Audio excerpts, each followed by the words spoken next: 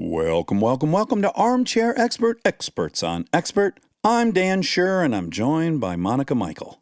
Oh, man. Like what you did there. Yeah, Michael Schur's back.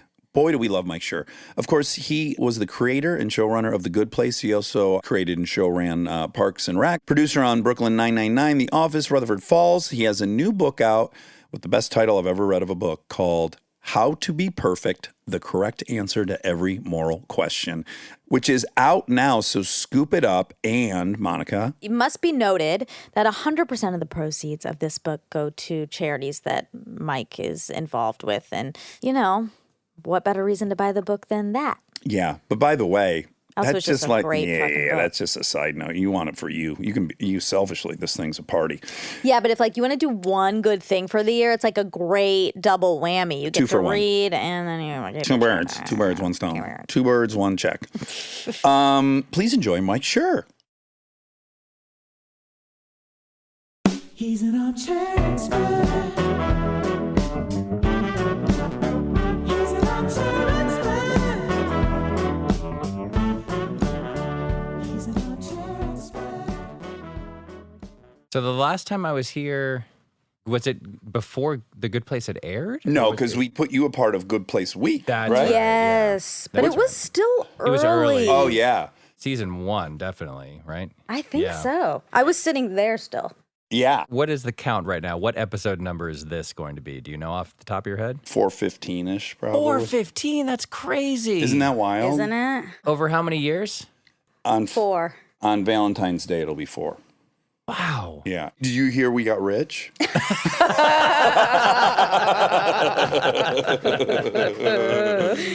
Congratulations. I should have led with that. Congratulations on your rich. Thank you so much. It's made me a much better person, as you can find. As it always does. And it's actually a very dangerous proposition to even explore because it is the system. Right. It's the whole system. It's what we're trained to think of as important. Yes. And as flawed as it is, I've been to many places in the world. There also is this huge benefit to it. So it's like it's so fucking complicated, which of course is the nature of your book. That's it's right. just like so. It's like what metric do you want to look at any point? That is a very important point, though, which is that it's not nothing. Right. It is something. And to different degrees, it's vital and crucial for survival or comfort or safety or whatever. Like, if it were absolutely nothing, we could all forget about it. Yeah. But it's not. It is something incredibly important for the majority of the people on Earth. Yeah. I remember I read this story. You remember when Airbus came out with that A380, that giant, the super jumbo jet? And they maybe let our guy fly it, Travolta. Did he fly? I think he might have been. It was Aquinas maybe bought the first one, and he's sounds got right. some weird thing. Wow. And He's an airplane guy. That's right. So anyway, so they come out with this, like, it's the first super jumbo passenger jet. You can fly whatever it is, 800 people or whatever. And you can custom it. You can put a disco club in and a bar and whatever, all this stuff. The point at the time, and it's ironic based on what happened, but at the time it was like, this is revolutionizing long scale travel, right? Like these long flights, New York to Singapore and Auckland, New Zealand to Paris or whatever. So I was reading an article about it in the newspaper, and it was like, they just debuted the plane. Here are the companies that have ordered this plane. And it was Qantas Airlines bought 22 of them, and El Al bought 17 of them or whatever. And at the bottom of the list, it's just a guy. It's just some guy. Oh, my God. He was I believe he was a Saudi oil baron or something, and fucking racist. And but he was like, he's one of the richest people in the world, and he was like, well, I'll just buy one. They cost, what do they cost? $750 million now. Like, I don't have one of those, and I remember thinking, like, when you get to that level, which obviously so few people are, but when you get to that level of wealth, it literally is, there are no new worlds to conquer. I have everything. I have a 80,000 square foot home in the Swiss Alps, and I have a 100,000 square foot home in the prairies of wherever, and what's left? And then this new thing comes along, and maybe this will be the thing that makes me happy, or whatever he's thinking. Yeah. And the ironic PS to the story is that that plane has basically been phased out of existence. Like no one used, they invented these smaller planes that can be more fuel efficient, that can travel whatever. So that plane is like on the way out. It's like, it's an obsolete $700 million toy. Well, it's so funny you would tell that story because I was just with two friends on vacation and we got to talking about yachts and kind of like none of What us, a sentence. none of us, well, none of us knowing what the range is, right? But I just kind of threw out, I'm like, no, people build $1 billion yachts. And my friend Eric was like, I don't think they do. I don't think anything's $1 billion. Whatever.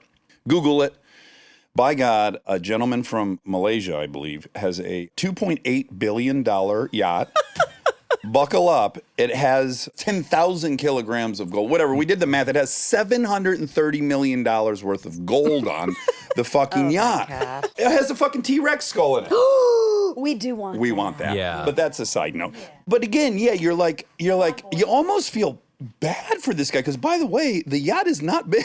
Like when you look at the second place yacht was maybe 1.2 billion, but you're looking at a Princess Cruise Liner at that point.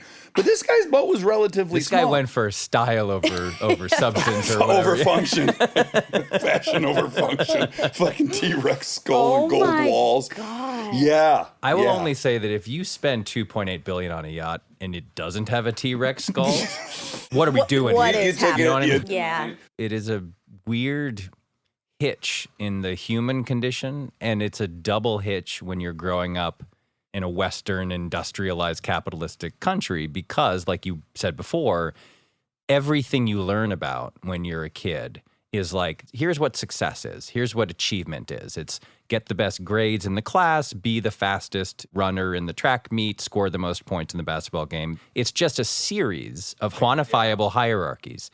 And then it's like get the best job, make the best salary, get promoted at that job, increase your salary, start with a small house, move to a bigger house, and keep going. And at some point, you start to go like, well, what is the terminus here? The terminus is I die and none of this matters. So Yeah. Unless, fingers crossed, we're taking the shit with us. there you go. Okay, Maybe but we don't know. we just don't know. So it's something that I have thought about a lot in my life of like, I grew up very modestly. I lived in a suburb of Hartford that had a sort of wealthy part and a sort of more blue collar part. Mm-hmm. And I was like right in the middle. My bedroom was a third of the size of the room we're in now. But it was this interesting vantage point where if you look to your left, you see enormous homes with enormous yards and people with tennis courts and all that sort of stuff. Yeah. And if you look to your right, you see multifamily homes that are run down, ramshackle, kind of like need a lot of work. Yeah. And so I was very conscious of where I stood in that hierarchy, in the hierarchy of my friends and my surroundings. Yeah. So I thought about it a lot in my life of like, if you don't learn at some point to replace the concept of advancing through the hierarchy with something else, Yeah. then you're going to be in trouble because all you'll do your whole life is chase the one step higher on the ladder. And it's all relative to someone else. So Right. there's nothing intrinsic about it. It's all relative. When you're looking at, okay, what do I focus on? What do I care about to replace this idea of can I advance more, move higher, get more, whatever, blah, blah, blah. For people like us, at least I'll speak for myself. For me, it was writing, right? Like if you're writing something, it's just you and a script and you're focused on it and you're imagining the characters and it's like a long-term creative project that can really fuel you. Mm-hmm. And at certain important times in my life, times of stress or strain or anxiety or anything, writing is just the thing that like, well, this is where I go. I do this. And sometimes it's with a purpose. Like it's a thing I'm actively working on, and sometimes it's just a private thing that just soothes me and makes me feel better. Which I have access to, and it's beautiful. Thank you for sharing those. It's all poems about you. So the tricky thing there is, so I have long been very grateful that I found my thing, right? Because not everybody does, and it's not clear to people, and sometimes it takes people until they're 75 to realize that they like doing watercolors or whatever it is. Yeah. I found my thing very early, and I've been very grateful for it. The tricky thing is that when it's your career, well, now you're being steered back into the hierarchies, the hierarchy of a set, of status on a set, of status in Hollywood. There are multiple trade publications that every day print articles that make you feel like you're falling behind, even when you all that Yeah. stuff. There's billboards next to your house. That's right. Yes, as you drive your kid. Literally. My buddy said he was driving his kid to school when she was like 5, and his daughter was like, "That's Nick's show. That's Dan's show." Like they know our kids know this stuff. Yeah. Right. So it is inescapable, and it really takes a lot of, I mean, you talk about this is a super privileged conversation for obvious reasons, Yeah. but even when you're in this privileged world, it still takes a lot of energy and concentration not to let it ruin your life, not to let it screw you up, you know? I can Yeah. tell you, like, we're friends. I agree. adore you, and you're really close with my wife. And I remember reading about the last deal you made. Congrats, and then I go buddy. in my head, and I know you. None of this means a fucking thing. I'm not going to like you more or less if you Right. have 20 billion or is it, but I go in my head. Oh, I remember Mike and I were talking the first time we interviewed, and I said, "Does it ever bum you out you weren't writing TV in the '80s because you'd own the Red Sox?" That was like one of the conversations That's we right. had, right? Yeah. And then so like I read that and I was like, well, it's getting pretty close to that thing, and well, that puts him here, and like I find myself getting excited for you, like, oh, good for fucking Mike Schur. I'm doing that, Yeah. and so God knows how that affects me towards you. Right. I don't know. This is a great way for me to say that I just bought the Red Sox. Oh my God. Congrats. Thank you. Very happy. And you're moving them to Toledo, which people are really excited about. No, well, here's some super inside baseball. But so whenever not that deal, but a deal I signed, I've been at Universal TV now for 23 years. I'm coming up on a 25-year anniversary of being at the same place. And you're 36. Very It's weird. fucking I'm 36 really years weird. old, yeah. I was a Real child dude. prodigy. Yeah. Douglas Hauser writer. But I remember saying to my agents, like, I think it's kind of gross when this news gets printed. I don't want it. Don't do it. And what my manager said was, it's not for you. It's for your agents. Like, this is about the way this town works is that they trumpet these deals and then people see them and they go, who? That's why it always says at the bottom of those things, he's repped by this Oh, company and this interesting. company and this Sure. company. It's not for you. It couldn't matter less. And that was actually a really good, like, eye-opening moment where I was like, oh, right, even if you were tempted to think this is about you, it is not about you at all. It's about this machine that's in place that has all these other ulterior motives. I'll go even 20,000 feet above that. It tells me that the television business is profitable and that our industry, no, I mean, really, Yeah. you go like, okay, good. It's fun because It's we're a all, signal. we have all Yeah. been living in a kind of state for 14, 15 years in television of great fear. If you look at ratings and you chart it, it's in a fucking nosedive. Right. It's precarious. So then when you read that, it kind of makes you feel safer about our industry. Right. Companies aren't in the business of throwing away large sums of money Right. for no reason. And so this must mean that Just this is a Malaysian viable- dudes, yeah. That's their problem. Just yacht owners. Yeah. Oh my God. gold enthusiasts. If the price of gold goes up, that guy might get the last laugh. I feel like this ends with him just melting down his yacht and selling it. Also, like, it doesn't the gold weigh the yacht down? How Well, is this even functioning? I made Great that joke. question. I said, can you imagine all these people gathered around? They've spent $2.4 billion and it goes down the slide into the water as we've all Exactly. seen a million times, and then it just fucking Yeah. goes to the bottom of the. and then they're in like 100 years, that James Cameron's great grandkids do a documentary about the search for the sunken gold yacht. Oh my God. Okay, so your book, one only read the title. A+. Let me tell people the title of your book. How to Be Perfect, the correct answer to every moral question. So it just starts with great humility. And obviously, it's no surprise to anyone that you're just a tremendous writer. And we'll talk about the spoonful of sugar. Like, it's like every third line is a fucking great joke. Yeah. It's like great. knowledge, treat, knowledge, treat, repeat. It's so good. And then callback. It's a very humble book because I'm sure you struggled with like that exact thing. Like, I'm telling people about ethics, Yeah. but I can't be on top of the world about it.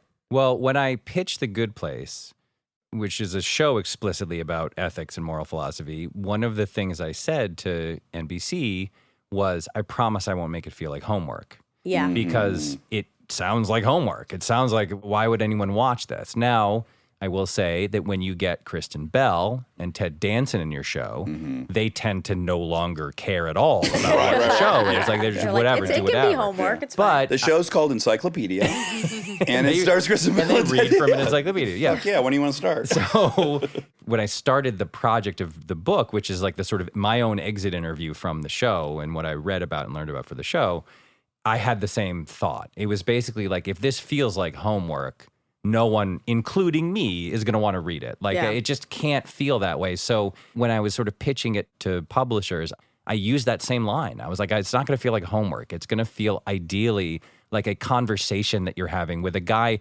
who, if you watch the show, you get the sense like, I am as annoyed by a lot of this stuff as anyone. Like that. And I gave Eleanor, Kristen's character on the show, I gave her my attitude toward philosophy, basically, which is like, this is so annoying. Why do these people write this way? Why is it so complicated? Why can't someone just tell me what to do? And it's like self-indulgent. It's classist. There's a whole lot of things. And half of the people who wrote philosophy are either like apologizing for slavery or Nazis or both. Yeah. Like, it's it's a mess. So the goal of it was to say, like, look, I read all of this stuff.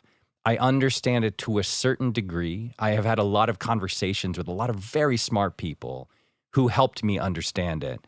And I'm now going to relate it to you in the best way I can. And what that means is the clearest way I can and the least homeworky way that I can. And that was the whole idea behind it. And hopefully it succeeded. I mean, you spent 6 years there, right? Yeah. So, and then you're going to synthesize that for us and condense it. Yeah. I do want you to tell the story because even though I'm married to the star of your show, I didn't know the inception of this, the fender bender. There's basically two things that led to the show. One of them predated the show by a decade, and one of them was the thing that sort of made me decide to do it. So the thing that precedes it by the decade was in 2005, my wife was in literally a 1 mile an hour fender bender. And the reason it happened, ironically, is because both, or at least she, was rubbernecking at an accident that had happened on the road and didn't see that the guy had stopped in front of her, whatever. So because there's an accident right there, the cop comes over, looks everything over, says, I don't see any damage here. Being conscientious people, my wife and this guy trade information, whatever. A couple days later, we get a claim from the guy that says that his fender needs to be replaced, the entire fender, and it was $836. And pause for a second. This was literally during Hurricane Katrina. Sean Penn is pulling people out of the water in a rowboat as this is happening. I think that's probably true. I think that's literally We're all true. watching and saying, how'd Sean Penn get down there? Brad Pitt is getting ready to go down there and build houses, right? So I love the city of New Orleans. My wife and I had gone there for a vacation a year earlier, and I loved it. One of my best friends in the world lives there, and his father had just passed away, and they had to like hustle to make the funeral happen and then flee. It's something about it just, even though I'm not from there or anything, I just was like so sad about that. It really hit me hard. So I found a guy replacing an entire fender after a 1 mile an hour fender bender to be absurd. And also pause for a second. I'm not a car guy. I know you are super intensely car dude.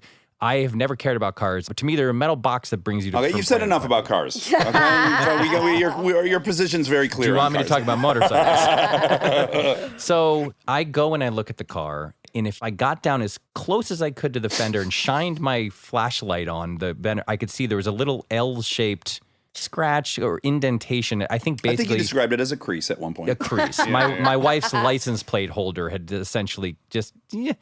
So I said to the guy, angrily, under control, but like annoyed, I said, I think this is ridiculous. I think this is the reason car insurance rates are so high in this city. I think that you should not care about this. I basically judged him for everything that he was doing. And because you don't care about cars. Yeah, and right, we'll get to that in a second. But I said, how about this? I will donate $836 to the Red Cross for the Katrina Relief Fund if you agree not to file this claim.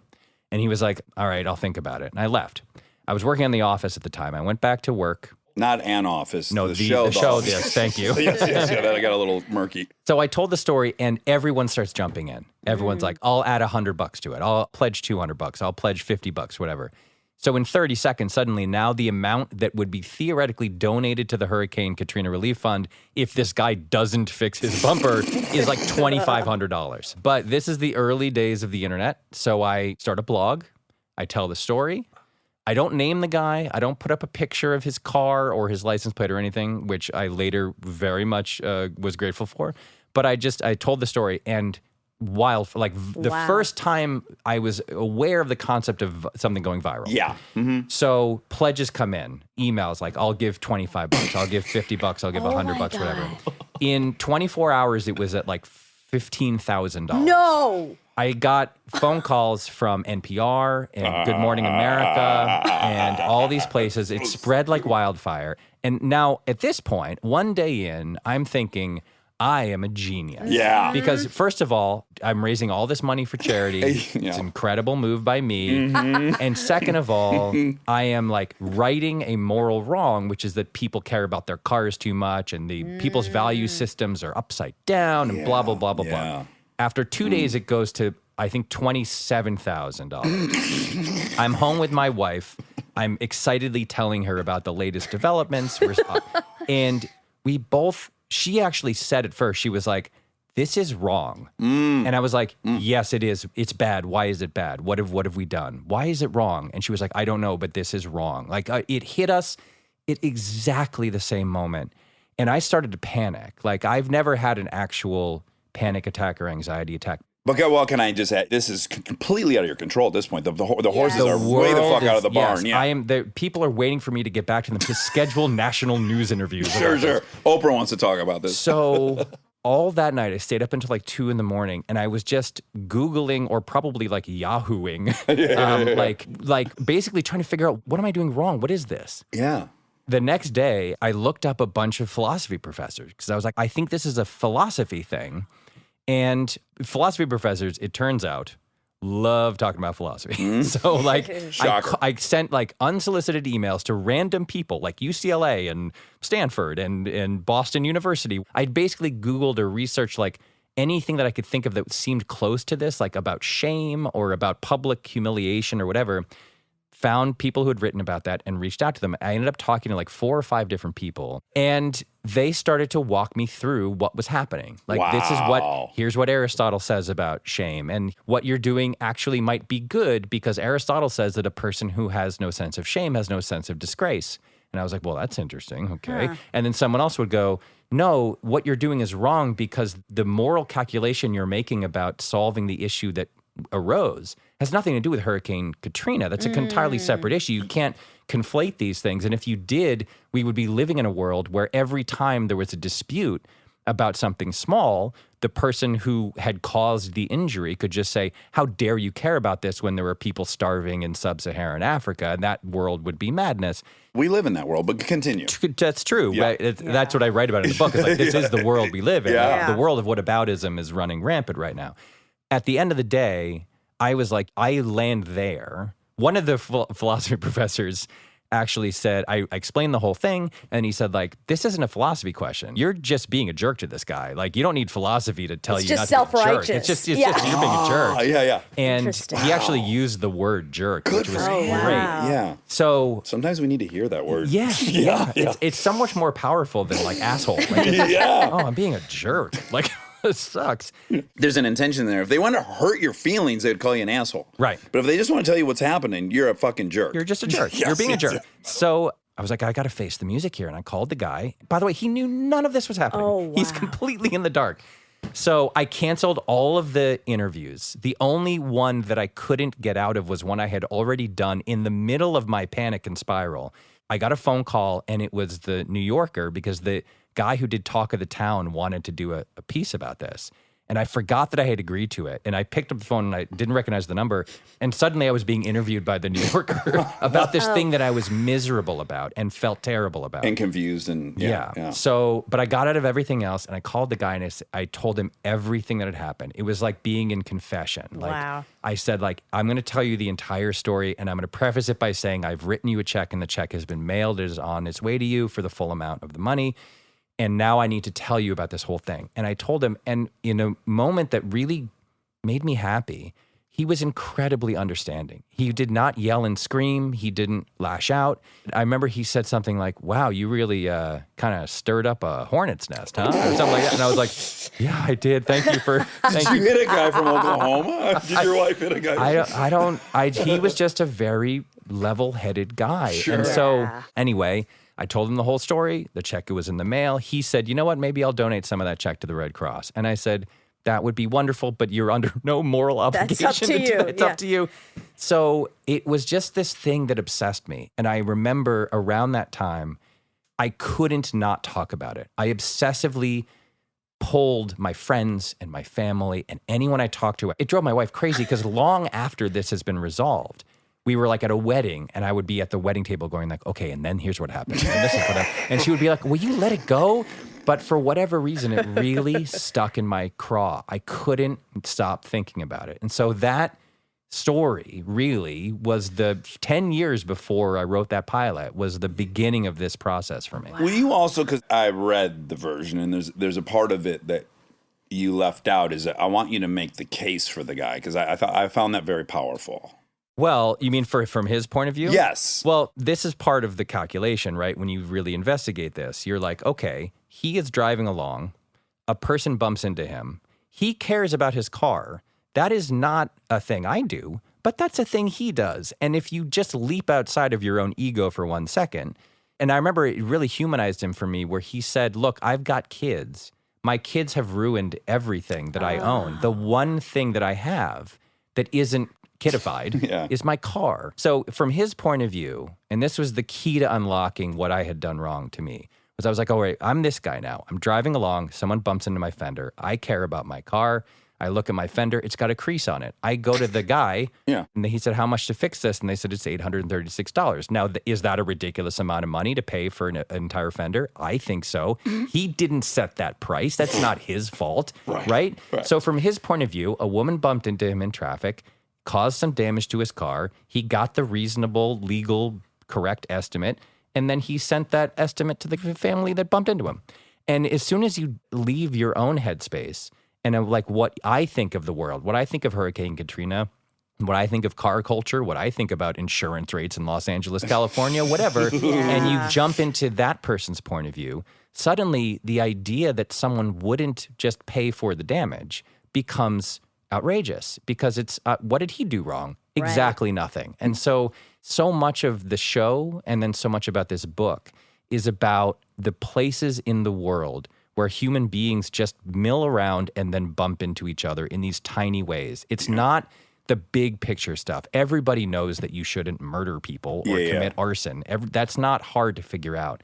What I really tried to do with the show was to say, like, when you share the earth with other people and you mill around and you bump into them in a bunch of different ways that are usually pretty mundane and not that exciting, that the key to understanding them is to get outside of your own perspective, see the interaction from the other person's perspective, and then say, all right, where do these two things meet? How do we reach a reasonable compromise? How do we both act in a reasonable way to just soothe this, to just make this little bit of friction mend it a little smoother? Exactly. Like repair this tiny wound and then go about our days like we were before. Yeah. So that's really the origin story of The Good Place, and it's also the origin story of the book. That's such a great story. I know. Isn't it? And then there was another incident. Well, this is when you killed the guy. Though. Yeah, I committed arson. Yeah. And I already know about that. Yeah. You didn't really know that he was learning Zippo tricks, where you can pop that thing open and click it. Tricky. Stay tuned for more Armchair Expert, if you dare.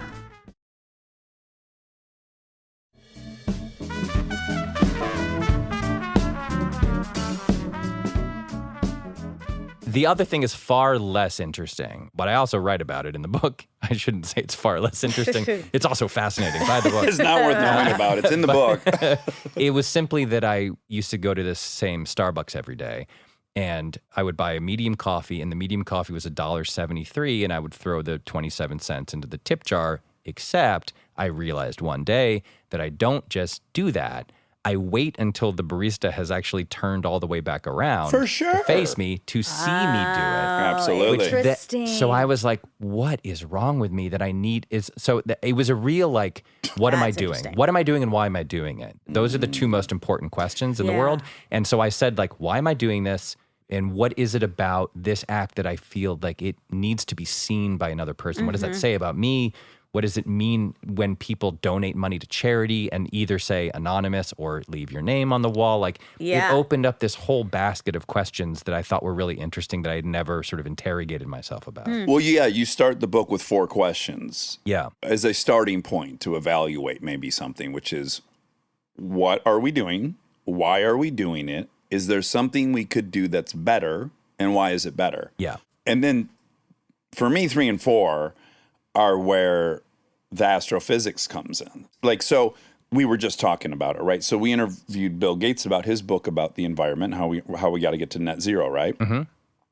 But he is a very special human being. Like, he is in a position that no one on the planet is. Yeah, except for that gold yacht owning guy. Yeah. But not even that guy. Not even If that guy yeah. wants to talk to Kissinger, he can't talk to Kissinger. You can't name a guy that Bill Gates can't call and ask for advice from. Right. And so his thing is like, progress.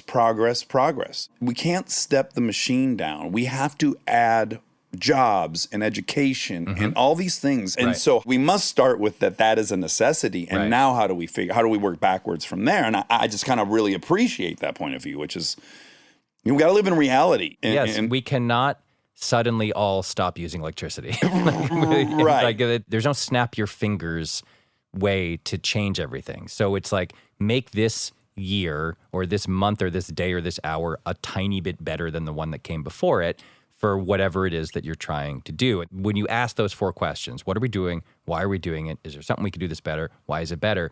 Those are questions you can apply to anything you're doing. Yeah, Like, yeah. Why am I eating this food? Right. Yeah. What am I eating? Yeah. Why am I eating it? Is there something I could eat that's better? Why would that be better? And by the way, that also doesn't mean that you then have to do that thing. No. Or eat that food. It just means that if you pose those questions, you will at least come to understand the ways that you can marginally increase anything that you're trying to get at. It's basically Moneyball. If you remember Moneyball, Yeah. it's like Moneyball was like the Oakland A's lost a great hitter, Jason Giambi, who did everything well. There was no way with their money that they could get another guy who did everything as well. So what they said was, we're going to take 5 or 6 guys and improve them a little bit. We're going to find a guy who's 8% better at getting walks than the guy we currently have. We're going to find a guy who's 12% better at hitting home runs than the guy we have at that position. And we will replace this one guy with like 7 other guys. So Yeah. the rising tide will lift the boat. And that's sort of what we're talking about here, right? It's like, move forward, keep going, find innovative ways to make whatever you're doing a little better than the way you were doing it before. That's the path. Yeah, and I think one of the conclusions is a tenet that we share, which is, in my pursuit of happiness, I have learned that the only person I'm allowed to compare myself to is a previous version of myself. It's the only relevant thing for me to ever compare myself to. And if I can remind myself of that and try to live that way as much as I can, that's my best approach. I don't know. Well, that's escaping the hierarchy. You're replacing the potential external hierarchy of success with just measuring yourself against yourself. And that's a much healthier way to try to judge how you're doing in anything. Yeah. In your career, in your happiness, in your marriage, whatever it is.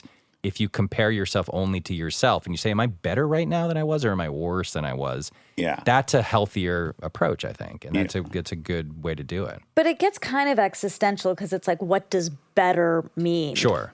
Is it happier? Is it safer? Like, it's tricky. and that's where some of this stuff breaks down, right? Yeah. And the part of the project of the book was to say, look, the point of the title is to say, it is impossible. Yeah. Right? Yeah. It's a fool's errand. It's a fool's errand to even consider this. In fact, there's a whole chapter in the book. This woman named Susan Wolf wrote this wonderful paper called Moral Saints, where she imagines what it would even look like to be a perfect moral avatar on Earth.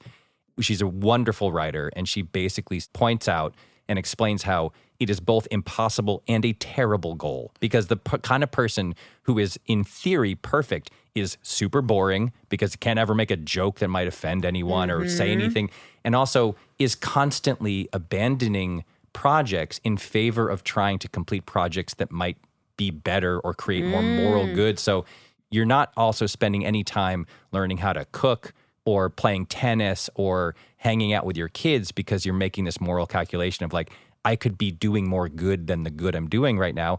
And that person becomes annoying and boring. So and like, not content. yeah, miserable. Yeah. Exactly. It's self-defeating. Yeah. And I'm going to add to it, useless to everyone else. You know what story I love about yours? That you fucked up that whole bumper incident. Right. That's how I can learn from you. You stand on a stage fucking holding an Emmy. I don't know what the fuck. Oh, cool. I learn from people's failures. I learn from my failures. Of course. And that, when embraced in the right way, is incredibly powerful. Yes. That's why all these 12-step groups work. It's why the first step toward progress in any way, shape, or form is to examine a failure. It's the only way you do that. Like if you are born into a world somehow where there is no friction, no pain, no suffering, no ability to fail, then you will never learn what You can't the grow. difference is. There's You no can't need to. grow. Yeah. Exactly. People So- don't grow as a hobby. People grow generally out of necessity. Of course. Yeah. Yeah. The thing I write about, literally in the introduction of the book, is you're going to fail. We're all going to fail. Even trying your hardest, you will fail constantly at whatever it is you're trying to do. You learn more, and those failures have more value if you have decided to just try to understand ethics and what makes for ethical people and what doesn't. Because if you have a wealth of knowledge or understanding, or even a basic knowledge or understanding about ethics and about what people have said about ethics, when you fail, you get to go like, okay, let's dig in. What happened here? Yeah, what was yeah. my failure? Why did it happen? What decision did I make that led to this? Replace shame with curiosity, Right. Yes. because shame does not lead to much growth. Shame is a good like punch in the gut, though. I think guilt, as we would define it, and obviously this is a semantics thing, but as I would define, guilt is I did something terrible. Right. And shame is I am terrible. Right. And I am terrible is not a place that's going to benefit anyone. No, and the way I talk about the difference between shame and guilt too, to me, there's also a public-private thing going on. Guilt is you're alone in your house and it's dark and you're like, oh God, I feel so bad. Shame is like you're walking through the streets and people are throwing tomatoes at you and they're literally saying, it's like in Game of Thrones, shame, right? Yeah. So the amount of guilt that I think can help us, I believe you're right, is higher than the amount of shame. People tend to recoil from shame and get angry and lash out Defensive. and get defensive. Guilt is like you're sitting with yourself. You're confronting a sickness in your own stomach that you just know is just you feel bad about what you did. Well, you can confront the guilt of that situation you created with the guy. Right. That there are actionable steps. You did them. You called the guy. You told him everything that happened. There are no actionable steps for I'm a piece of shit. What are you going to tell you can call yourself and say I'm a piece of shit? Yeah. That's not an action. There's no path that's, that's described by that. Yeah. So there is some amount of guilt or shame that I think is very useful and helpful.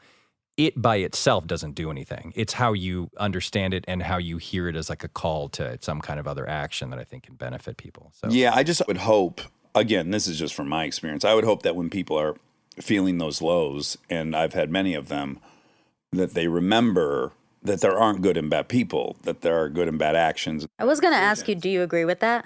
Oh, 100%. You do? Okay. Yes, and importantly, I believe that the majority of the people that I know, at least, are either good people on balance or would like to be good people. I think more people think of themselves as good and are trying to be good than a glance at the news might suggest. Mm-hmm. I think, too, if you've had a child, it reframes everything.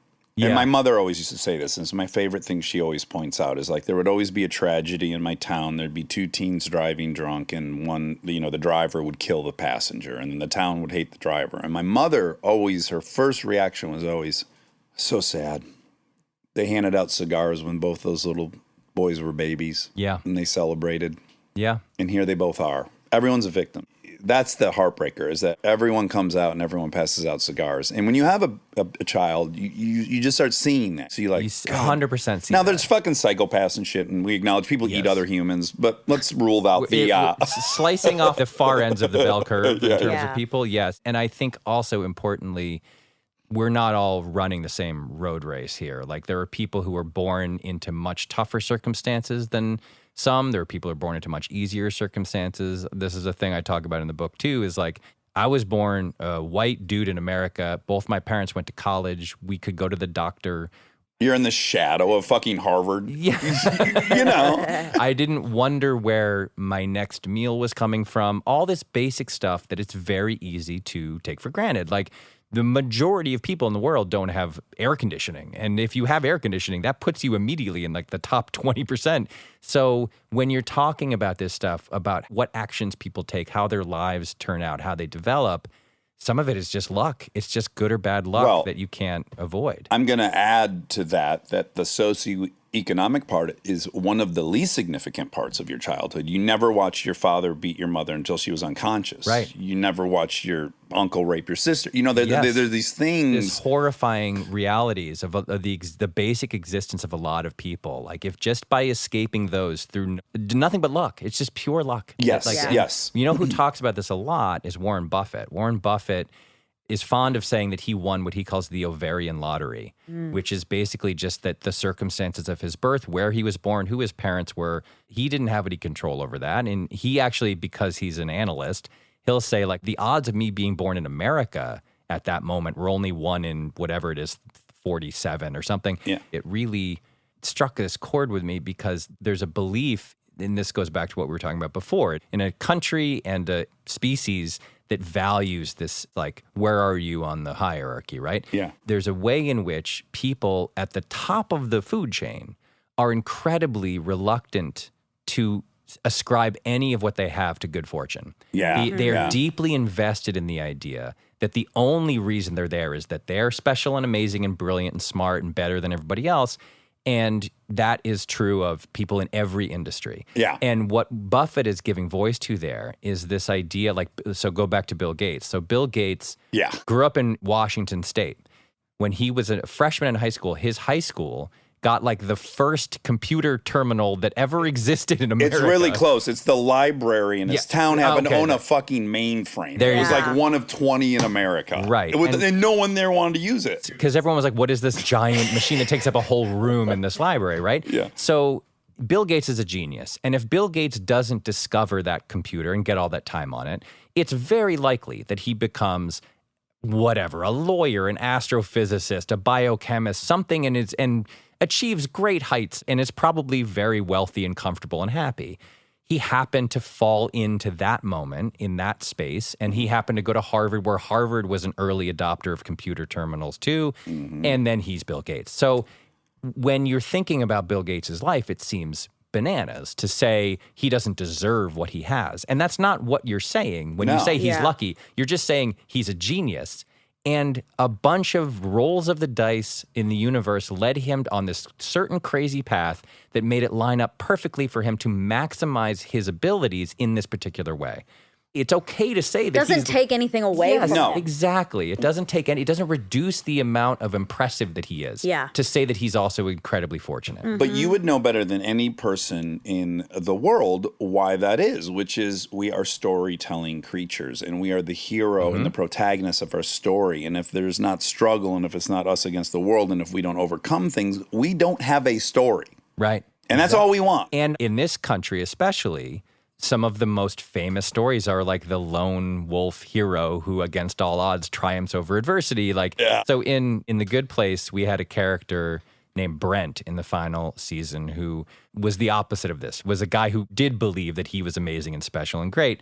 We talked a lot in the writer's room about how he's just a guy who was described at one point, I think by Kristen, as born on third base, thought he invented the game of baseball.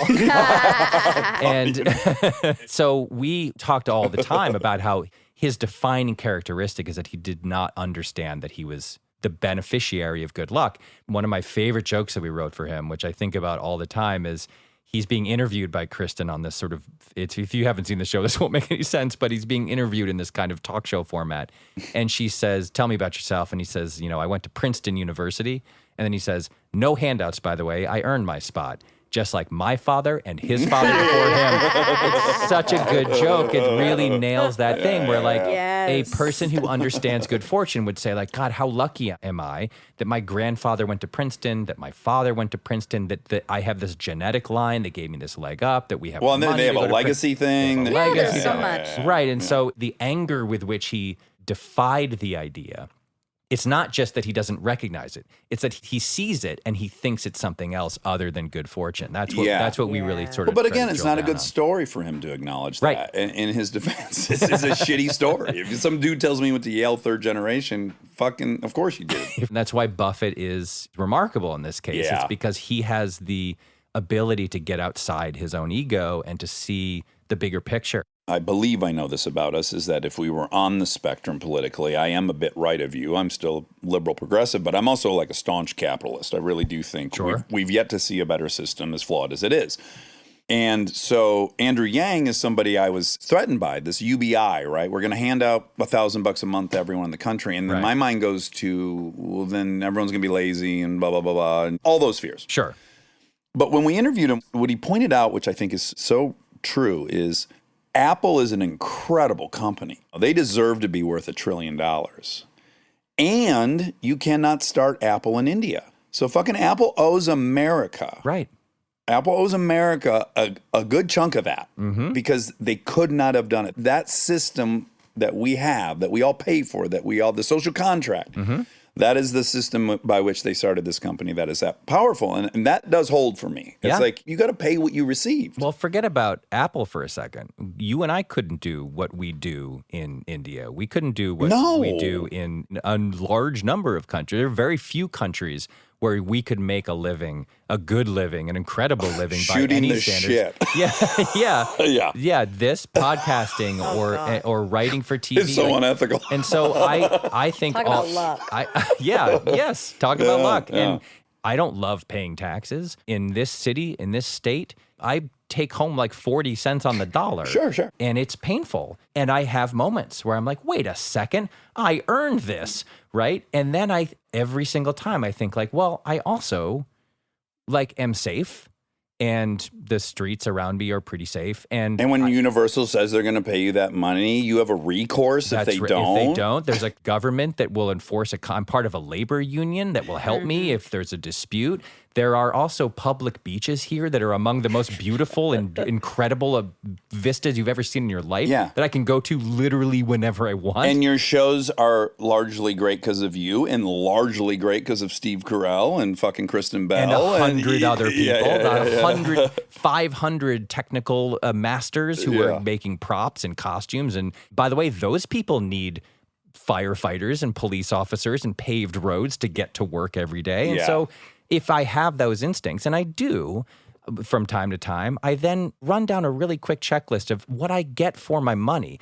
And look, government in many ways, state government, local government, federal government, are there wild and embarrassing inefficiencies and waste? Of course there are. Also, my line is, I want to contribute. I've gotten way, way, way more than anyone should get for a share. Right.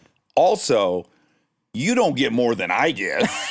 Like, fuck you. Like, I can go to 50-50, but the notion that you're going to get more than I do is hard for me. Listen, I hear you. How do I get the small piece of the pie that I fucking made? Well, look, go back in history. It was up at 75, 80%. We're not worse off now than a lot of people in this country. In the 50s, at a time of enormous economic boom, and in a flourishing economy, the tax rates are higher than they are now. So it's not historically wildly out of whack at all. Again, I have to step back and say, is 40% of that money enough money for the thing you do? And when I ask that question, it's about 6,000 times more than I deserve. Yeah, you're saying the slice of the pie. Your pie is like a swimming pool. It's a huge ass pie that no one can eat. That's right. That's right. That is, of course, the right way to look at it. And again, the right way to look at it for me is when I'm paying taxes is I get stuff for this. A guy comes to my house every Friday and picks up my trash. Yeah, lovely. Like, that's not a thing that happens in a lot of places. Like, and I don't think twice about that. No. And you flush your toilet, you're pretty sure it's going to go somewhere. It's going to disappear. And of course, is it annoying when the federal government spends money on things that I don't think we should spend money on? Those fucking jets, Yeah, of course it is. The F-35 project, I rant and rave, and I have the instinct of like, well, that I don't want to pay these taxes. And then I remember something, and what I remember is I'm not the only person in America. There are a whole lot of people in America who might want that program. And the whole point of this is no one gets everything they want. That's not how a country works. That's not how a society works. It's not even how a town works. Like with the town I grew up in had 60,000 people in it, not 335 million. At any given moment, large swaths of them were probably annoyed at something the mayor of West Hartford, Connecticut did. Yeah. That's the deal. You're going to be happy about something else and I'll be annoyed. And if for this to hold together, for this to just function as a unit in any way, shape, or form, we have to get over the idea that we all get everything we want. It just never works that way. Yeah. And by the way, every time any group of people has tried to establish any kind of perfect utopian island or whatever, it immediately dissolves into chaos. There's a sweet spot. Like when I watch Wild Wild Country and they're all dancing and fucking wrestling and screaming, I'm like, sign me Oh, up. you're going to hold it together for about 48 hours. But then when the busloads of homeless people come in, they have to drug. I'm like, oh, wow, that went sideways. Yeah. Stay tuned for more Armchair Expert, if you dare.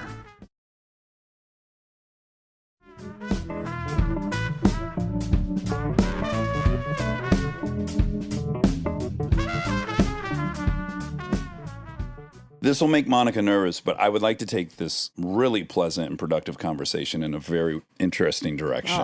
But I want to start by Adam Grant taught us this fun thing that's been useful for Monica and I, which is when he wants to have some playful debate with people, he first has learned to say, "Do you want to dance?"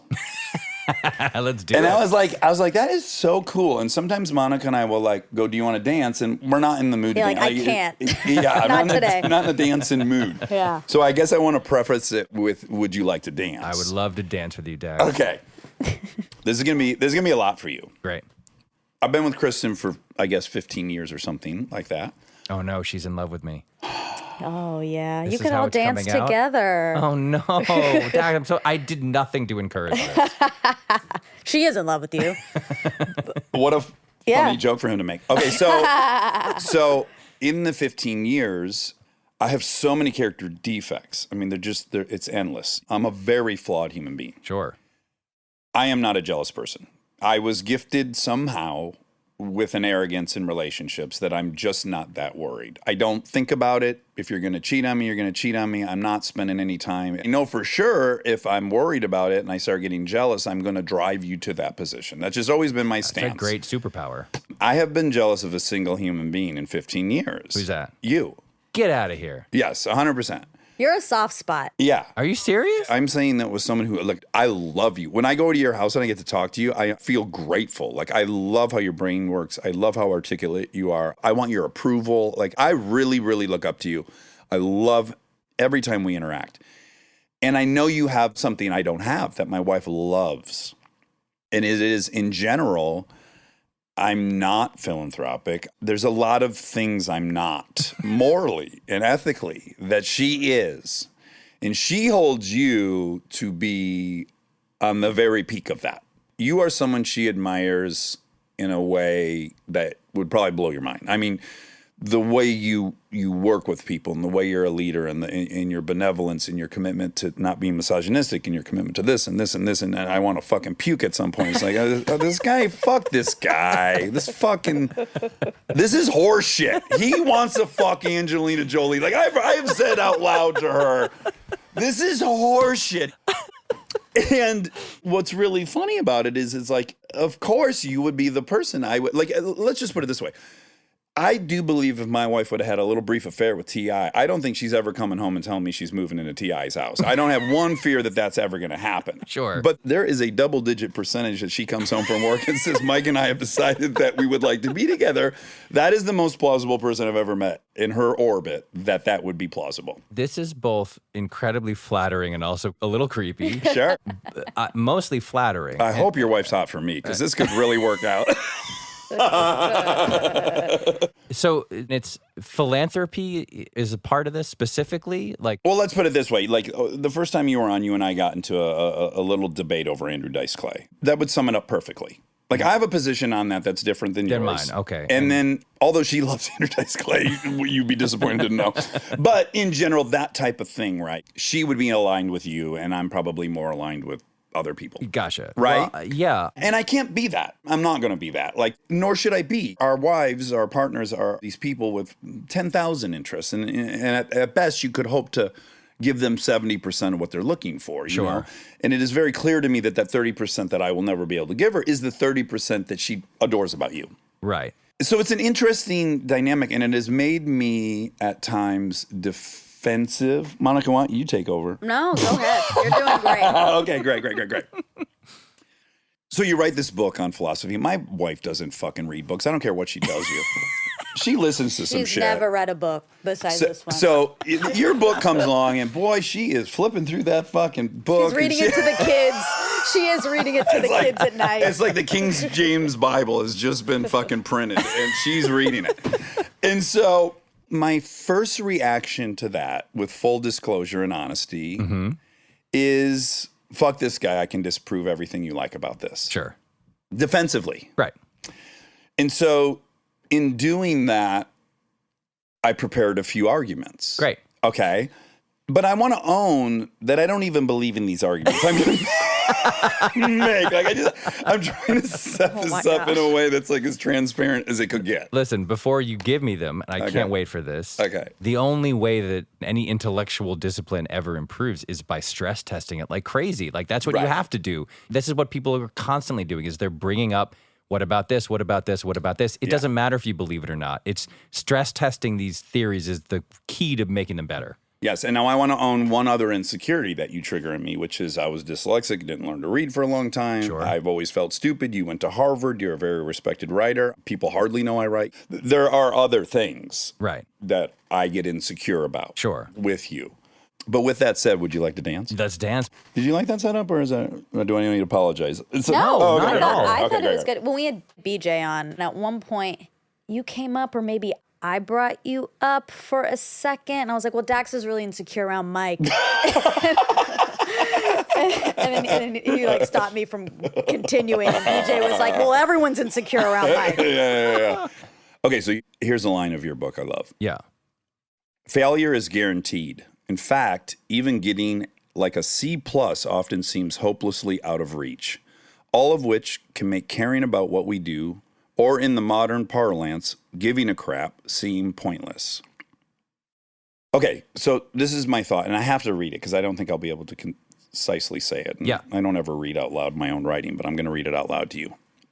I want to add the layer here that if the majority of adults you live among are not engaged in the social contract, that in fact most people are in breach of it, is it even responsible to make yourself the martyr in support of a principle that doesn't exist?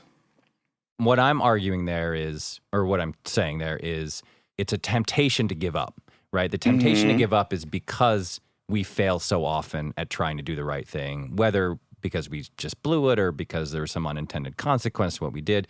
So you're saying if you're in a world where, big or small, where no one is caring, right? Then what is the value of caring yourself and trying to actually do the right thing? And literally failing in the system because that's not how the system actually works. It's a theoretical principle you've decided to commit to that isn't based in reality whatsoever. And this is, again, I'm going to own it right now. Even though you didn't grow up rich, I have this class thing with you because of Harvard. Oh, okay. Okay? Sure. And I have a big chip on my shoulder, which I'm really, really trying to confront because who am I fucking kidding? I'm the guy I hate. So I recognize that. But there is part of me that looks at you and says, yeah, the parents you had and the siblings and the community you had, this is a belief you can hold. And it's a belief of great privilege. And I would argue that the family I grew up in and the town I grew up in, it's fucking horseshit. And if you play that game out of the principle, you will not survive. So the morality question is a really lofty bullshit question. Sure. No, look, there are a number of people who write about exactly this issue. And one of them is quoted in the book. Her name is Julia Enos. So here's what she says, right? She says there are a large number of people in the world who, because of the circumstances of their life, cannot be asked to be moral. There are people whose greatest fears from the moment they wake up to the time they go to bed are so overwhelming and instantaneous and real. all-encompassing and real. It's literally like You're going to be shot. You're going to be kidnapped by paramilitary troops. Your car's going to be blown up. There's no food. There's no running water, whatever it is, right? Yeah.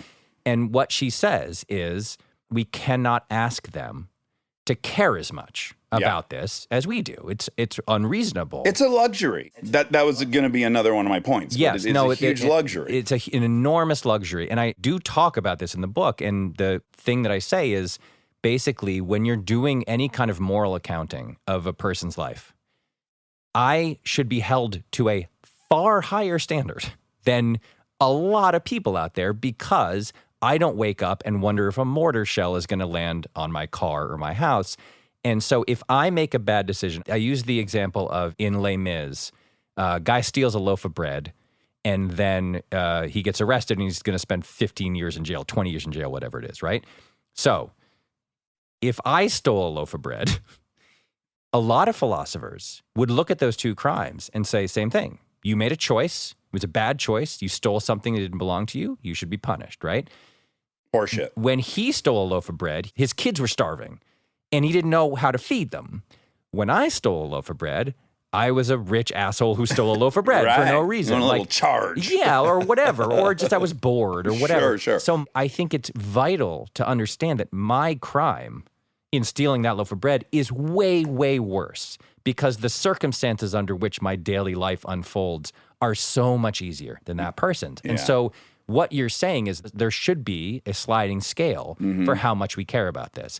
I 100% agree. There's no question that there is a difference between Prince Andrew committing a certain crime and a random subsistence farmer in Guatemala committing some kind of crime, right? Yeah. And to think about them the same, which a lot of philosophers, I think to their great detriment, do. Yes. Immanuel Kant says there is a right thing and a wrong thing. Yeah. You figure out what the right thing is, you act out of a duty to follow that rule, end of story. If you blow it, you blow it. If you the don't, ends you don't. does not justify the means. It doesn't matter. Couldn't matter less. And by the way, if you do the thing that you reasoned out that was the right thing to do and something terrible happened, doesn't matter. You're clean. You're clean. Yep. So a lot of philosophers take the position that there is a right and a wrong, a good and a bad, and actions are actions, end of story. And I think that is the incorrect way to look at this. And I think that this is part of the problem with for something like, in this country, criminal justice. You have 3 strikes laws. A person sells weed 3 times, they go to prison for 25 years. What is the difference between a person doing that literally to survive, to get food? It's the literal only job opportunity in the community they live in. Correct. Yeah. And a rich dude who goes to Yale and whose dad owns 7 businesses and is doing that just to make a little extra cash on the side. You cannot tell me those crimes are equal. Right. So if you're saying, and I think you are, that context matters. Yeah. 100%. I mean, more than almost anything else. Yeah. It's the problem with certain philosophical beliefs is that they are arguing in this abstract universe where it's just about these rules we can discern and call down from the ether and then institute on Earth. Earth is a messy, weird place, and no one's lives are exactly equal. And to not take that into consideration, I think, is a huge failure of a lot of philosophy. And I also recognize the enormous logistical issue with trying to rule society that way. Of course. I mean, what the fuck does a court case look How like? do you make rules that take those things into account? You're making one rule. When you pass a law, that rule applies equally to you and me and also to an unhoused person who's living under a bridge on Vine. Yes. And that is a really dicey thing to do. And so when it comes to the law and justice and philosophy, all these things, to me, the biggest deficit that we have when we apply these things is understanding context. I think it's the number one thing that should improve. That was an awesome answer. Do you like that? You're horny, right? Yeah. Fuck. No, I was. Both the women in my life are in love. But you know what's even more fucked up is it's not even that the person who has to feed their family has the same repercussion as us, which is already a problem. It's that we don't even have a repercussion. Right. Nothing So bad it's- will happen to me if I steal a loaf of bread. Yeah, so Not it's one even thing. so skewed the Yeah. opposite way. Yeah, I mean, the justice system is uniquely bad in this country for exactly that reason, which is not only that context has been largely removed, but actually, for various reasons, institutional racism, a bunch of other stuff, the laws are actually more punitive Exactly. for the people in the lower should be degree of given latitude grace. and understanding. Yes. Yes. And that's where it really gets rough, and why Biden took it on the chin for supporting the laws that he supported when he was in the Senate in the 90s. It's because those laws did more to rip communities open and destroy them than almost any other. There are Yeah, you've people got like in- a double-digit percentage of black males who grew up with a father in prison. Right. There are people who are still in jail with 30-year sentences for selling weed. Weed is legal. When I drove over here, I passed 110 billboards. Sure. Companies that will come to my house. In between the shows that are on the air from your rivals. That was a great answer. This is one I don't believe in. Okay. But I'm going to make the Great. case anyways because I bet someone else might think this. Evolution and our natural world that you may think we have transcended does not reward, favor, or propagate morality. It has but one singular truth. The animals and trees and people on this planet are survivors. We are the product of the selfish genes that provide to be more fit through natural selection or sexual selection, period. That is the only true reality we know. You can make an argument that group cooperation has been evolutionary beneficial for many species, us included, but within those cooperative groups, individual genes still end up being more or less successful, and morality is not within that equation. So I could see someone having to acknowledge that this pursuit is anti-evolutionary and it's a fairy tale. Because we wouldn't be here if this is how we lived. Okay. Yeah, I would say a couple things to that. First thing is there are, I believe, biological and evolutionary arguments or understandings of altruism. You are a caveman and you kill a tiger and you eat all the meat. Great, congratulations. You're a caveman, you kill a tiger, you eat some of the meat, and you look over at the caveman next to you and you say, hey, buddy, share my meat. Yeah. And then, hey, remember this. If I'm hungry tomorrow and you kill a tiger, maybe you'll share some with me, right? Yeah. You can imagine evolutionary... Reciprocity, yes. Yes, right? And then I'll just add, the very famous example of it is many, many different primates have calls for different predators. And when you make that call, what you're doing is exposing yourself to that predator. Right. Potentially to save others from an evil fate, yeah. That's right. So there are these examples, but within even that group... That is true, and also what is true is those genes might not get passed on. So the free riders in that group, and the dominant male who got to fuck all the females' genes, but there is only one reality on this planet as we know it, and it is that. So I would only argue that we should separate and examine individually the truth of the way that alpha people operate and the way that dominant genes are passed down and stuff from the fact that the way that we have gotten where we are, the reason we're not still in small tribes of 110 or so hunchbacked primates in caves using fire to cook our food is because we have learned over time that there is a next level benefit to things like cooperation, society, sharing resources, being people who care about other people or creatures that care about other creatures. So right now, I would say in our evolution, we are at this crossroads, which has been going on for God knows how long and will continue to go on for God knows how long, where we are fighting. Those two things are fighting. Yeah. We're like on the verge of transcending it, but we're not there. But we're not there. Yeah. So we are still guided by alpha, superiority, hierarchy, all that stuff we were talking about at the beginning. But we have also formed cooperative enterprises for mutual benefit. John Rawls talks a lot about this. Like, this is what a society is. A bunch of people get together and they say, we will mutually benefit if we can figure out a way to make this work. It's a mutual society for mutual benefit. And that the battle that we're fighting constantly is all of our progress, really, in terms of cooperative society comes from things like feelings of empathy, mutual admiration, all that sort of stuff.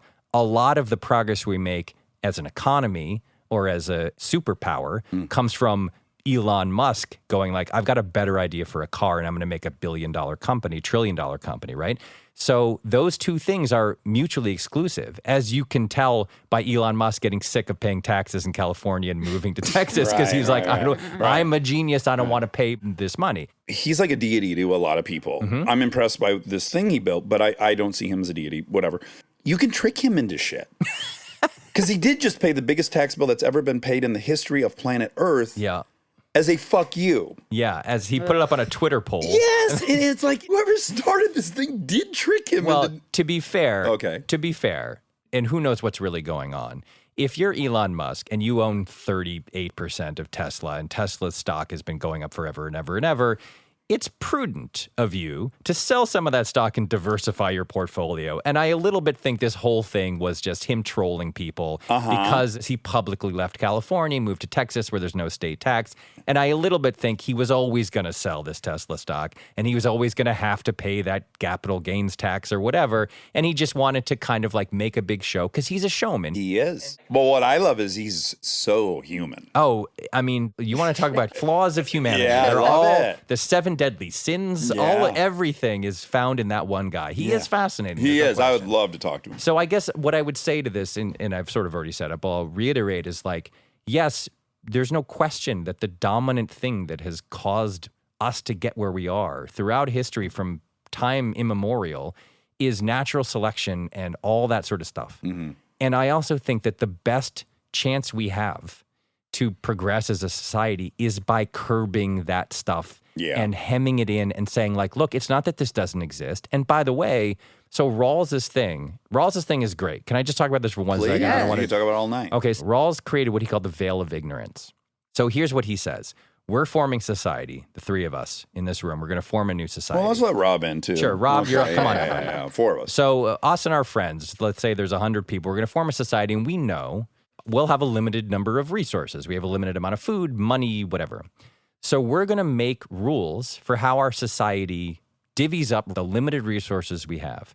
But we're going to do it before we know what jobs we're all going to have, before we know what role we will play in that society. So we sit around and we say, okay, Formula One drivers, what a fascinating career, such danger in their jobs. One of 20 human beings on planet Earth. Right. Literally. Yes. There's not a more finite group of people. Right. Yeah. And so they have a rare skill that is highly valuable. People fly in from all over to see them race. They go to Austin and they go to Berlin and they go to England because they love this thing so much. Yeah. We should make sure in our society that the people who have that job have a high ceiling for how much money they can make, right? Because it's a rare skill, highly valued. And we either live in a market or we don't. Right. And so we're going to say, in theory, if one of us becomes a Formula One driver, Right. there's value there. Right.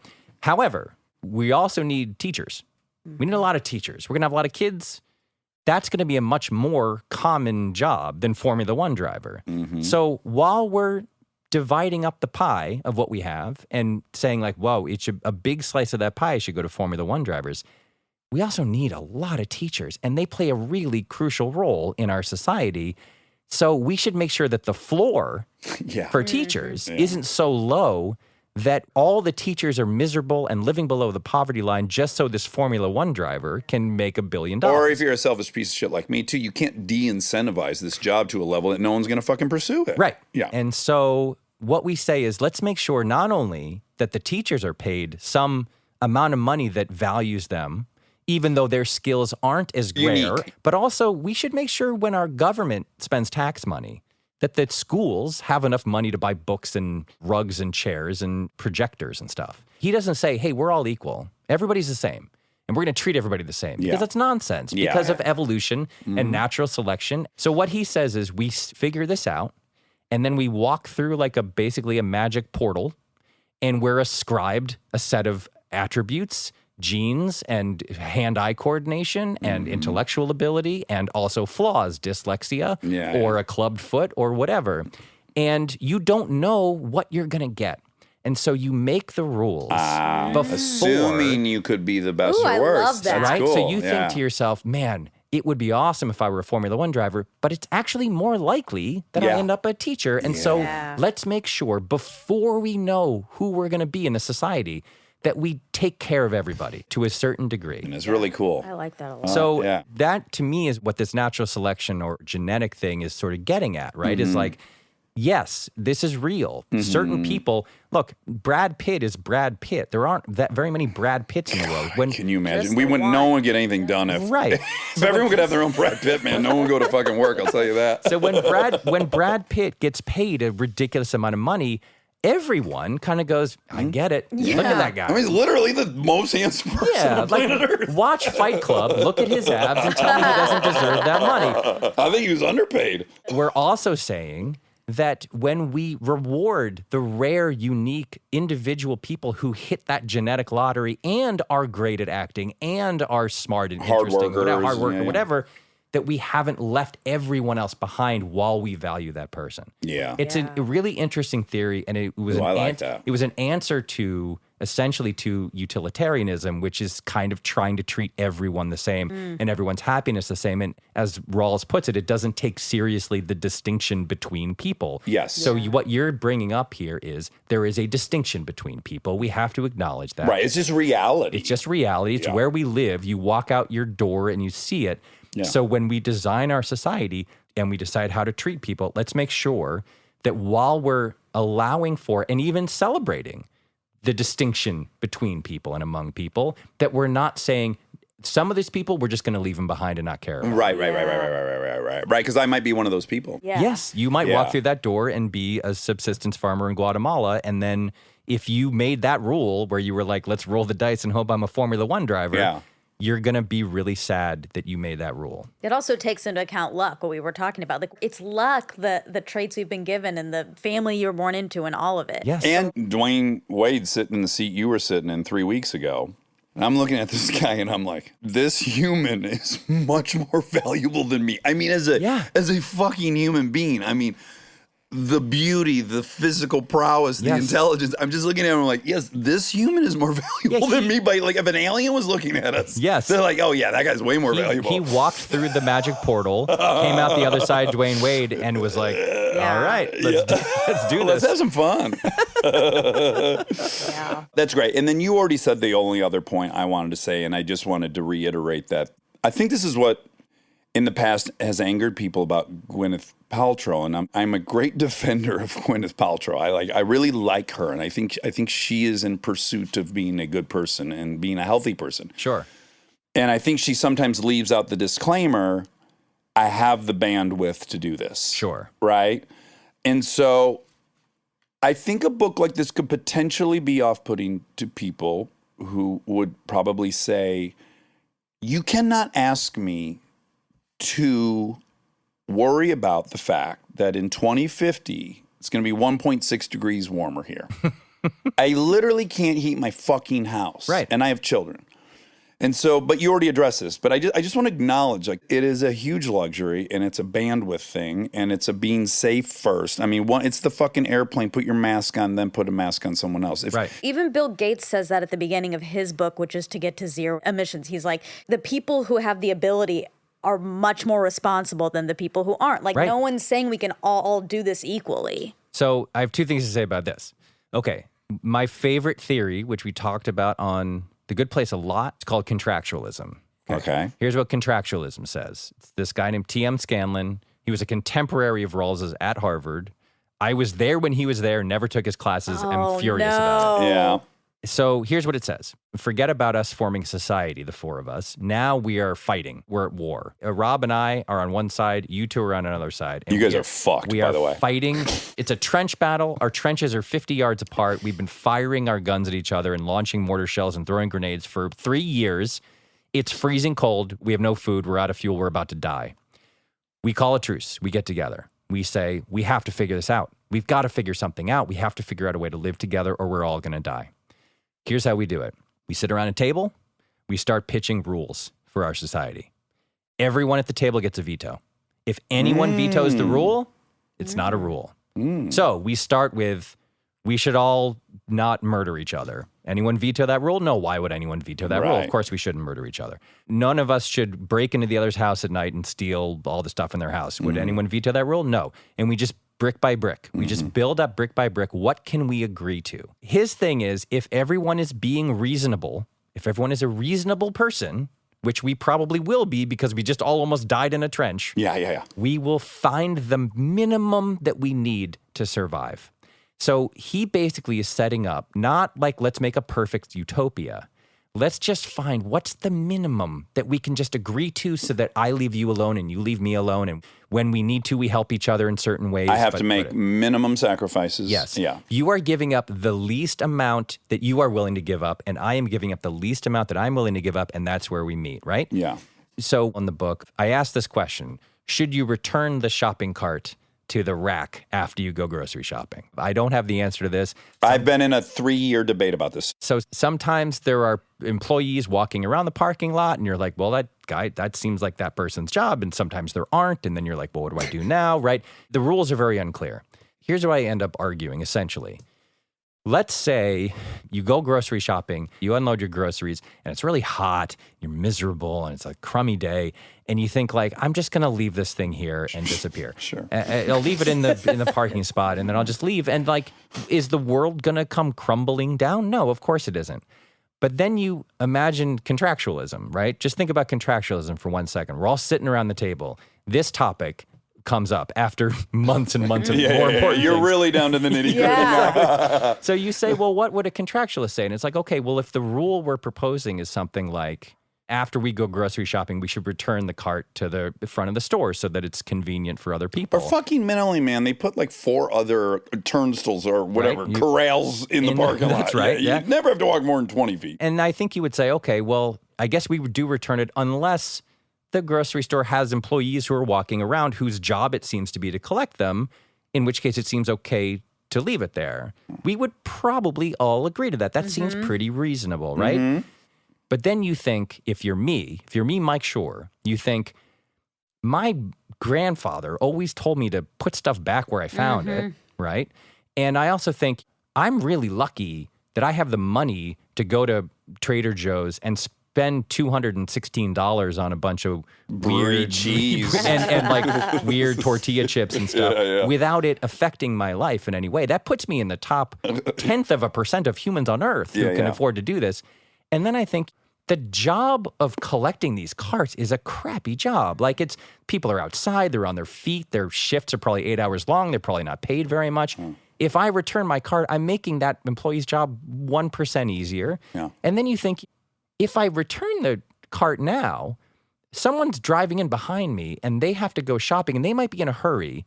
And it will be more convenient for them to find a cart right at the front of the store instead of walking through the parking lot. Or there's for no one. fucking spaces open because every asshole left the cart.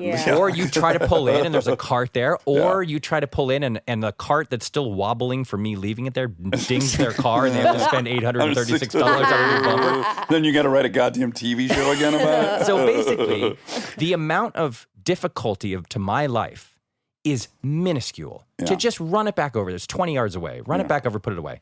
And the amount of potential happiness that it could add to the world is pretty substantial in a weird way. And then you think the final thing is, I have the luxury of even asking this question. I have a car that has gas or electricity in it. I bought these groceries without thinking twice about it. There are so many people for whom that is not the case.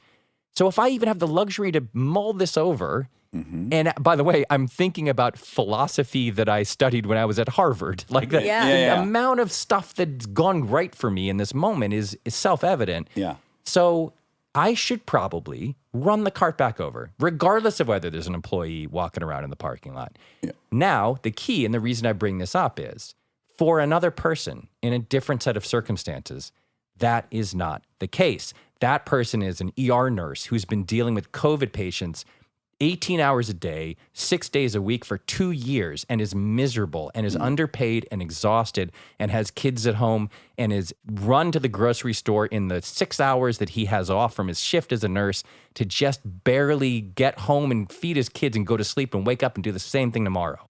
See, that was textbook Mike Schur. I know, he made it a he. Yeah, I fuck heard him. it too. That's the exact fucking thing. Fuck you. That's exactly what Kristen would be changing her pants over. So fuck you. I Oh, heard the male nurse. The Okay, point continue. is, Dax, that person doesn't get to do whatever he wants. Right. He doesn't get to run wild and like Steal the groceries. Yeah. and steal the cart and the key or car for no reason. Yeah. He has to fall back to that contractualist rule that we all agreed to. Yeah. And if he follows that rule, that minimum rule that we all agree to, that is fine because the circumstances of his life and his surroundings are so much harder than mine. This is a very long-winded way of saying we all have to agree to certain things just to keep this society chugging along. Yeah. And then what you should do scales up depending on how lucky you are, how fortunate you are, and how much extra time you have to even care about this. So this is the second thing I was going to say. Did you see Don't Look Up? Yeah. I really loved Don't Look Up. Yeah, I'm it's not great. sure. It's It's great. controversial. It's Some great. people didn't like it, but I really loved it. I thought there was one thing that I would have added to it, and it's exactly what you brought up. What I would have added to it is a moment where either Leonardo DiCaprio or Jennifer Lawrence was yelling and screaming, there's a meteor coming towards Earth. It's going to hit us in 7 months. And I would have had one person say, what do you want me to do about it? I can't do anything about Right. that. Yeah. I Right. have to get my kids to school, and I can't afford a babysitter. They're going to be hungry whether the thing's hitting. Right. Yeah. And so it's not that I don't believe you. It's that I don't have the bandwidth to care. Because I think that with something like global warming, when you're talking about, 2.1 degrees in 50 years or whatever, yeah.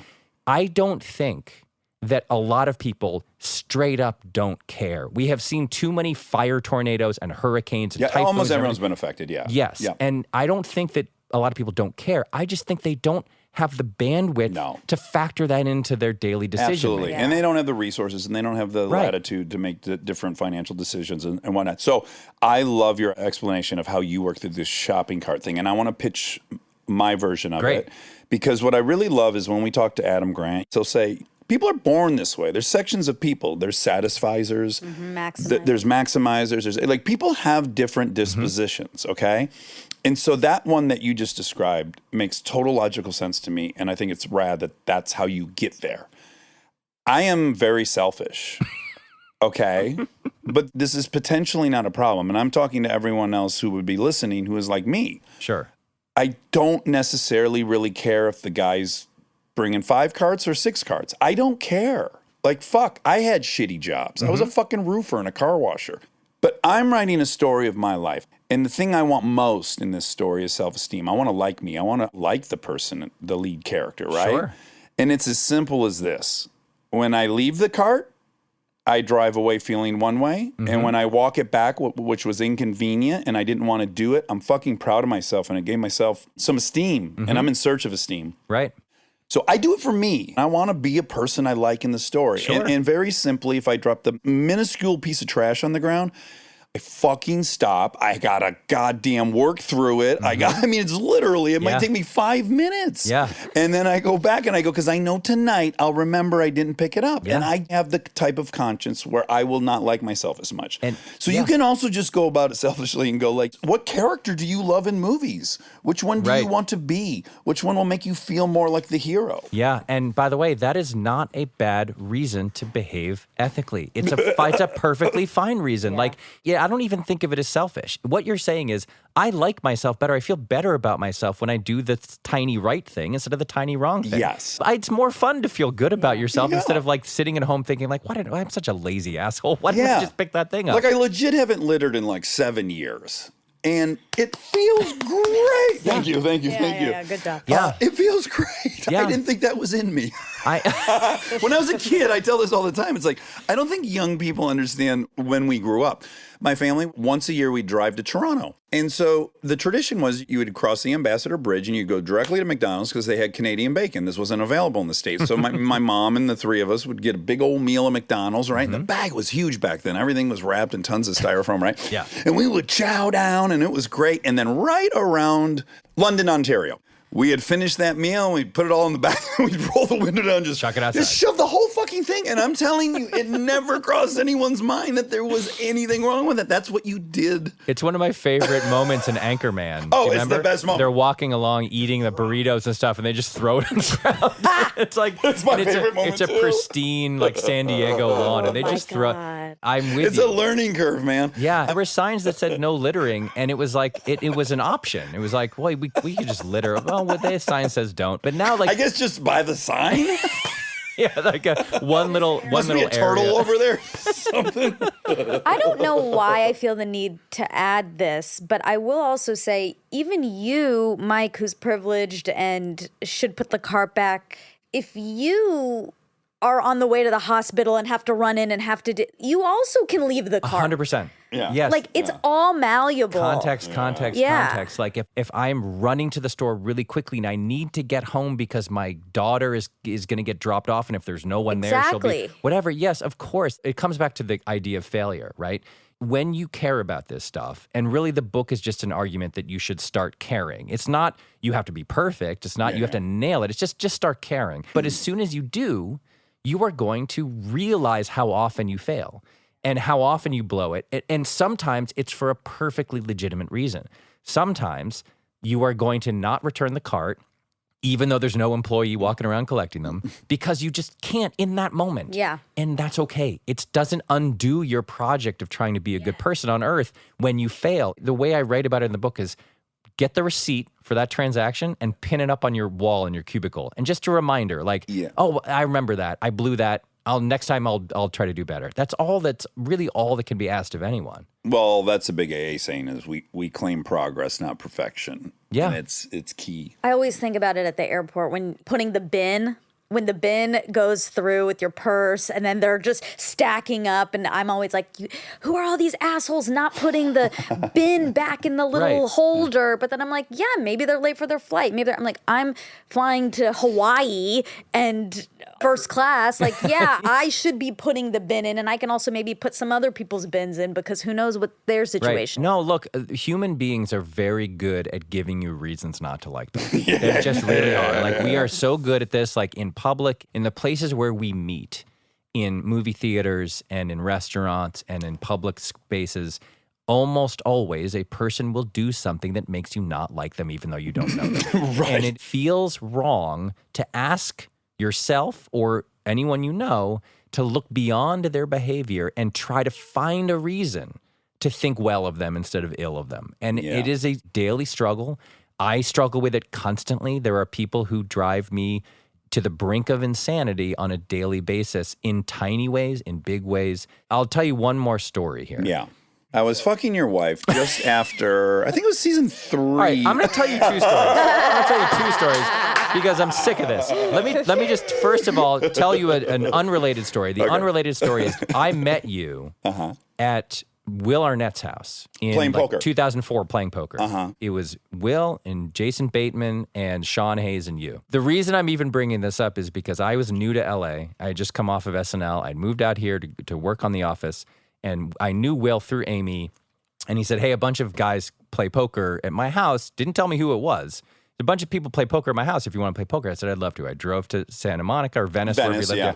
And I walk in, and it's very famous people. It's you and Sean Hayes and Jason Bateman and Will. And I think Bradley Cooper lived next door. Yeah, at yeah, the he lived time, next door. Right? Yeah, And so on the way in, he let me in, and I was like, that was Bradley Cooper.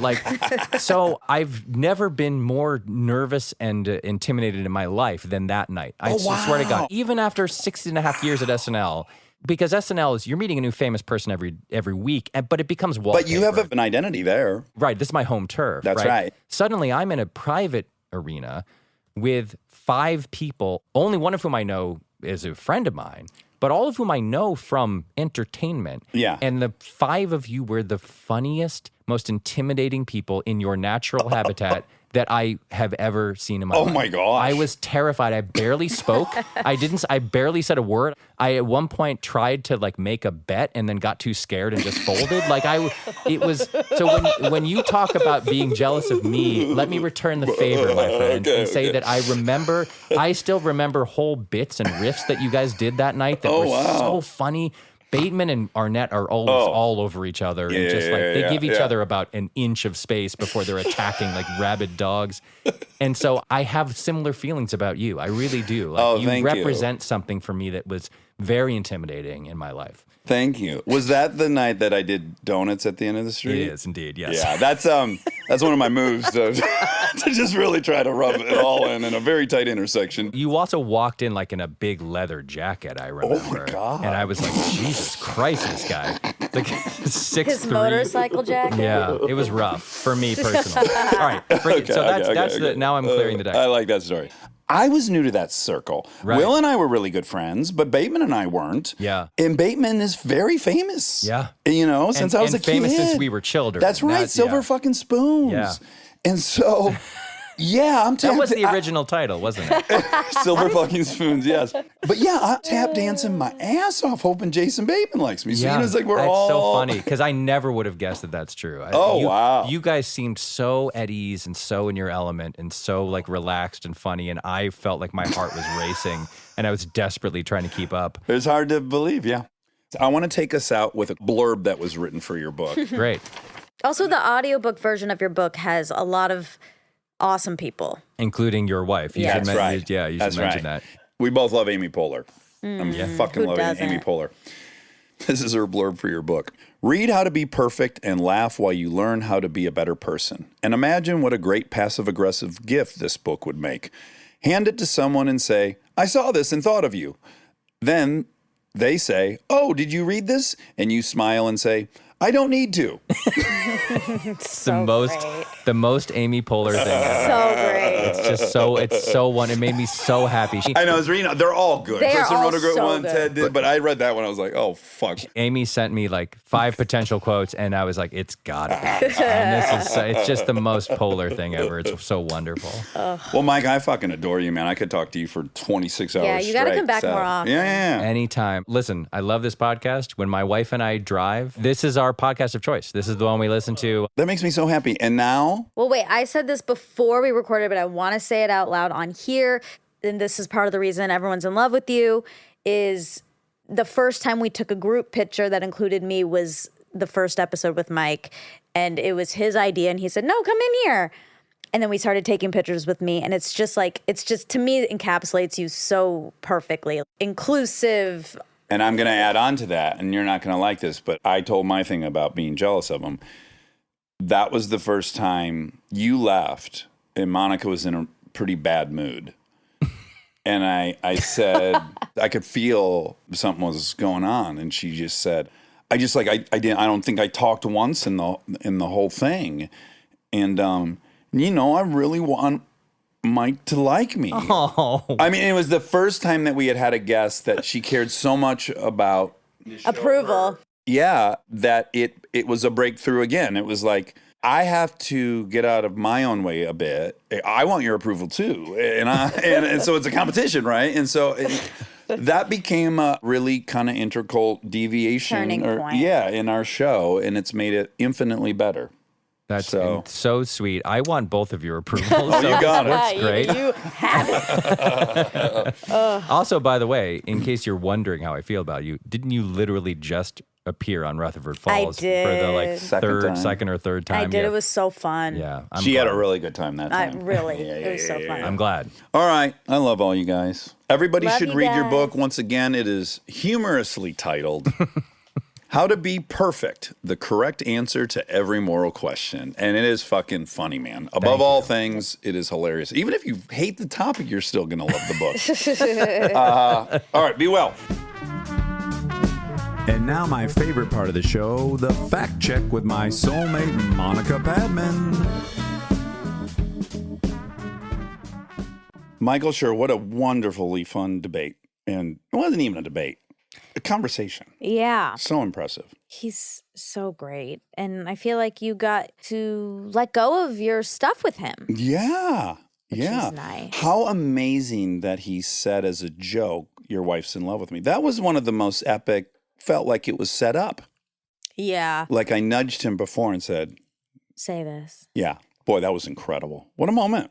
He's one of the people I just love listening to talk. The way he constructs sentences real time, the way, he doesn't really ever talk about something he doesn't know about. Yeah. Ding, ding, ding, like me. And he is just so pleasant to listen to talk. You feel safe when he's talking. Yes. Couple fackies. We're on a little bit of a time crunch. Did John Travolta fly the big Airbus when it first came out? I'm seeing, does John Travolta own a 747? Nobody's rated to fly a 747 on his pilot's license through Qantas. He also owns a Boeing 707, which isn't much different. Mm-hmm. What was the name of it? The Airbus? What was Airbus. Did John Travolta fly the Airbus 380? Question mark. The first non-test pilot to fly the Airbus A330. There you go. First It non-test is. pilot. Yeah, I think Qantas was the first to get one of those, and he has this relationship with Qantas. And yeah, I think he was the first. There you go. What is that? The biggest plane on the planet, I think, or passenger plane. It's enormous. Oh, wow. There's a picture. Yeah, like the windows look like a joke, the front windshield. The Qantas A380 Dallas arrival introduced by John Travolta. This was in 2014. Yeah, here we go. Has accomplished many things in his life, but it's interesting to know that he was also the first non-test pilot to fly the Airbus A380, according to Business Jet Traveler.